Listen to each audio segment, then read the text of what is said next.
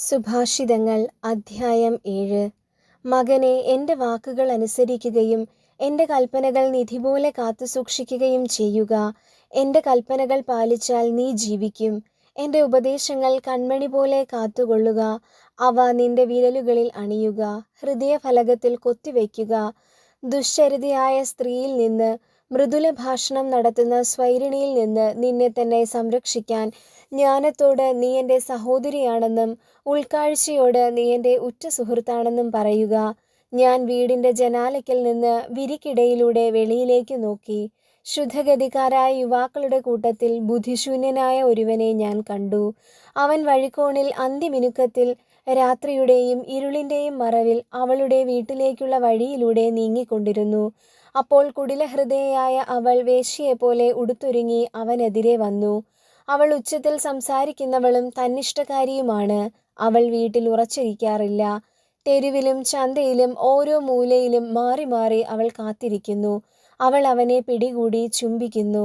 നിർലജ്ജമായ മുഖഭാവത്തോടെ അവൾ അവനോട് പറയുന്നു, എനിക്ക് ബലികൾ സമർപ്പിക്കാനുണ്ടായിരുന്നു. ഇന്ന് ഞാൻ എൻ്റെ വ്രതങ്ങൾ പൂർത്തിയാക്കിയിരിക്കുന്നു. തന്മൂലം ഇപ്പോൾ ഞാൻ നിന്നെ കണ്ടുമുട്ടാനായി ആകാംക്ഷപൂർവം അന്വേഷിച്ചിറങ്ങുകയാണ്. ഞാൻ നിന്നെ കണ്ടെത്തുകയും ചെയ്തു. ഞാൻ എൻ്റെ തൽപ്പം വിരികൾ കൊണ്ടും ഈജിപ്തിലെ വർണ്ണപ്പകിട്ടാർന്ന പട്ടുകൊണ്ടും അലങ്കരിച്ചിരിക്കുന്നു. ഞാൻ മീറ, അകിൽ, കറുവാപ്പട്ട എന്നിവയാൽ എൻ്റെ കിടക്ക സുരഭിലമാക്കിയിരിക്കുന്നു. പ്രഭാതമാകുന്നതുവരെ നമുക്ക് കൊതി തീരെ സ്നേഹം നുകരാം. നമുക്ക് സ്നേഹത്തിൽ ആറാടാം. എന്തെന്നാൽ എൻ്റെ ഭർത്താവ് വീട്ടിലില്ല. അവൻ ദീർഘയാത്ര പോയിരിക്കുന്നു.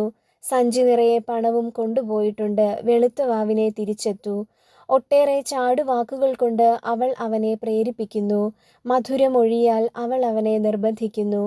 കശാപ്പുശാലയിലേക്ക് കാള പോകുന്നത് പോലെ, ഉടലിനുള്ളിൽ അമ്പു തുളഞ്ഞ് കയറത്തക്ക വിധം കലമാൻ കുരുക്കിൽ പോലെ, പക്ഷി കെണിയിലേക്ക് പറന്നു ചെല്ലുന്നത് പോലെ പെട്ടെന്ന് അവൻ അവളെ അനുഗമിക്കുന്നു. ജീവനാണ് തനിക്ക് നഷ്ടപ്പെടാൻ പോകുന്നതെന്ന് അവൻ അറിയുന്നതേയില്ല.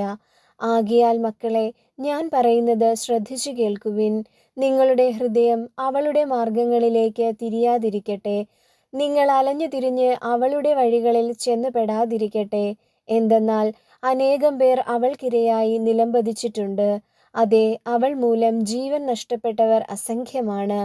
അവളുടെ ഭവനം പാതാളത്തിലേക്കുള്ള വഴിയാണ്. മരണത്തിൻ്റെ അറകളിലേക്ക് അത് ഇറങ്ങിച്ചെല്ലുന്നു.